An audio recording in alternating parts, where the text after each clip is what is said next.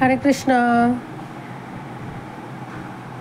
আমি প্রিয়সখী রঙ্গদেবী দাসী আপনাদের মাঝে নতুন একটা ভিডিও নিয়ে আসছি।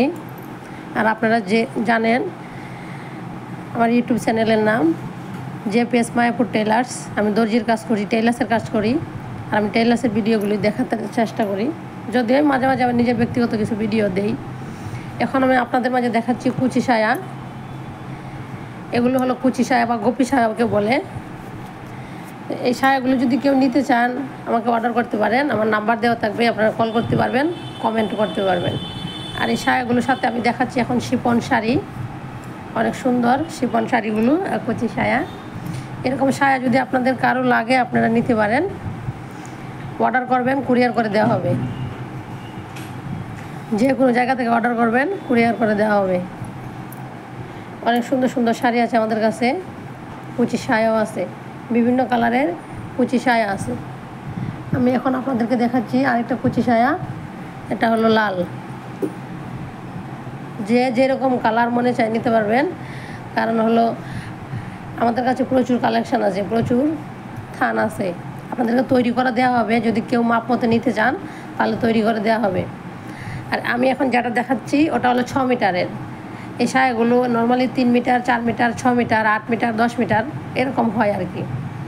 তা আমি এখন যেটা দেখাচ্ছি এটা 6 মিটার।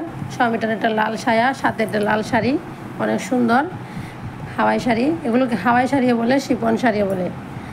এরকম যদি শাড়ি এবং সায়া নিতে চান ফোন করবেন, এটা নাম্বার দেওয়া থাকবে, আর কমেন্ট করতে পারেন।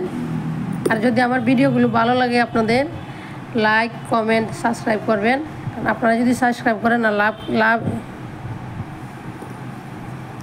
লাইক কমেন্ট করেন তাহলে আমি আরও এগিয়ে যেতে পারবো।